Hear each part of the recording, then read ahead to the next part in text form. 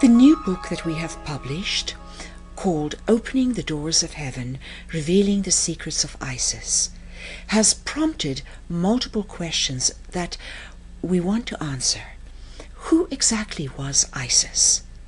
Tremendous insights have been afforded to me as I have translated records, one set of gold plates and a smaller set's first leaf, if you will, that is made on some green emerald material that is very hard. It's not actually made of emerald, but it is emerald green. Translating that into this book out of a library with thousands and thousands of plates and records has been a task that I've been working on since the end of 2006, and finally this has culminated in the book. Isis is in fact Inanna, but her family called her Ishana, and in the ancient Anunnaki language that her family spoke as the ruling family on earth, that means come from heaven.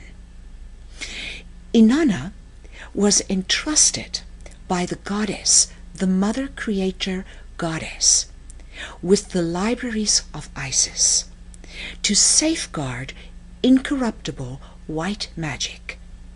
It was said that one day Isis would bring this magic back again. An order was established long ago by Isis. This order came through a time tunnel that Isis prepared for them.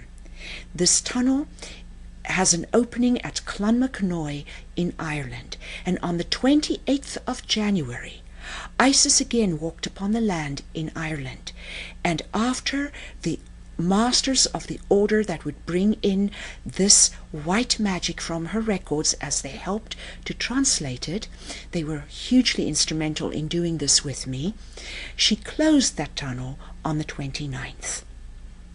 Isis, the records foretell, did not in fact originate in that family.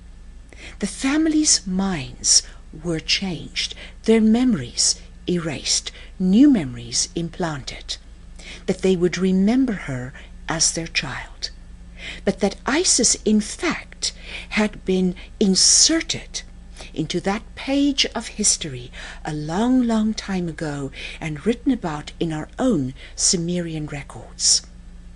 Isis came to remind the world that in fact we not only had a Father in heaven, but a being that created the Father in heaven, which is the one being expressing as the many, which is mostly female, and therefore the Father's mate, the Mother in heaven.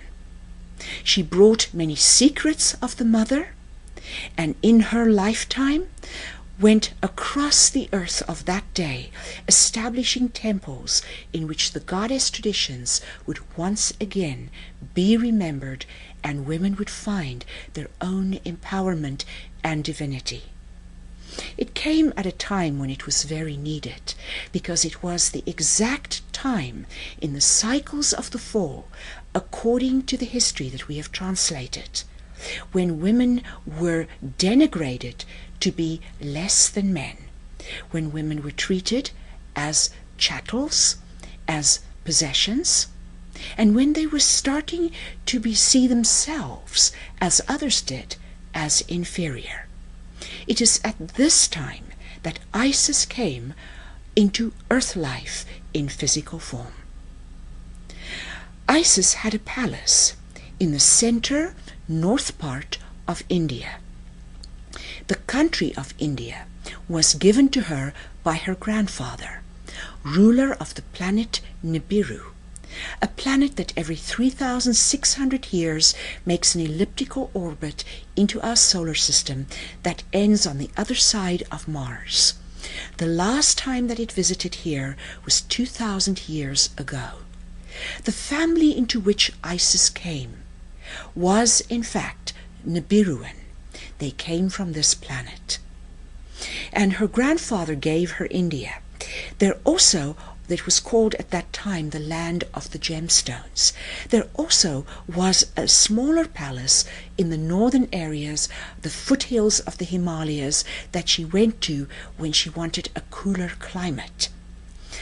A wonderful palace was prepared in Persia, or Iran, for her grandfather's one and only visit to Earth. When he left, he gave that to his favorite granddaughter, which was Inanna. Her name, Isis, came from Akkad. Akkad in their language means low place. Although regarded by many scientists as a separate country, it was part of Sumeria's low, marshy lands.